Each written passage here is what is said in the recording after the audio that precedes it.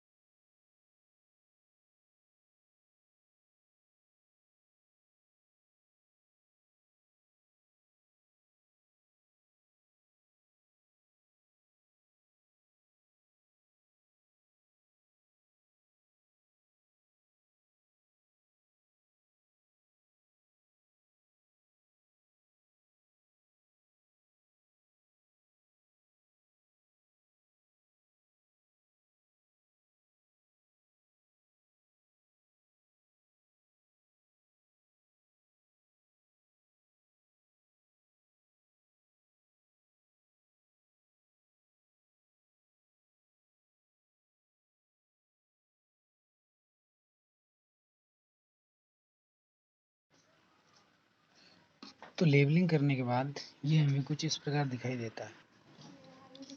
तो आप यहाँ देख सकते हैं कि ये जो आपने यहाँ ये ब्लू सर्कल से कर दिए हैं, इन्हें हम कहते हैं रिब्स। और दो रिब्स के बीच में रिब्स मसल होती हैं, जिन्हें जानते हैं आप, इन्हें कहते हैं इंटरकॉस्टल मसल्स।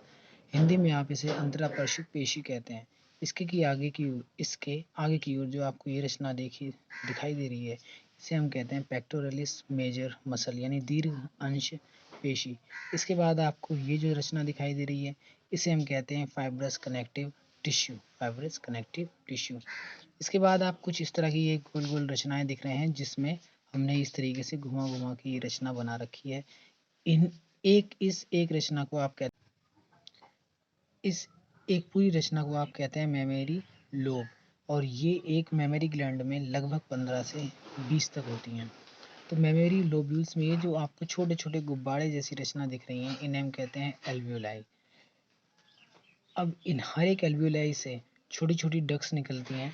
इन डक्ट्स को, मतलब इन नलिकाओं को, आप कहते हैं मेमोरी ट्यूब्यूल्स। सभी मेमोरी ट्यूब्यूल्स मिलकर एक मेन मेमोरी डक्ट बनाती हैं। ये मेमोरी डक्ट आगे चलकर कुछ इस प्रकार फूल जाती हैं, जिन्हें आप कहते हैं लैक्टिसिफेरस एम्पुला, या फिर हम इसे एम्पुला भी कह देते हैं। ये एम्पुला आगे जाके फिर से थोड़े संकरे हो जाते हैं, इन्हें हम कहते हैं लैक्टिरिफेरस डक्ट। और जितनी भी लैक्टिरिफेरस डक्ट हैं, ये सभी अलग अलग छिद्रों द्वारा खुलती हैं। इस भाग को, जहाँ पर ये अलग अलग छिद्रों द्वारा खुली होती हैं, इसे हम कहते हैं निप्पल। तो वास्तव में जो मेमोरी लोब्यूल्स हैं ये आपके 15 से 20 होते हैं। इसी कारण से लैक्टिसिफेरस जो डक्ट्स हैं ये आपकी 15 से 20 होती हैं और ये सब एक साथ कंबाइन नहीं होती, ये सब अलग अलग छिद्रों द्वारा, मान लीजिए यहाँ यहाँ ऐसे ऐसे अलग अलग छिद्रों द्वारा खुली होती हैं। तो ये छिद्र लगभग 15 से 20 होते हैं। जहाँ पे जिस रचना में ये खुलती हैं, इसका मतलब जहाँ से बेबी मिल्क को सक करता है उस रचना को आप कहते हैं निप्पल। और निप्पल के चारों ओर का भाग कुछ हाईली पिगमेंटेड और हाईली सेंसिटिव होता है, ये भाग कहलाता है एरियोला।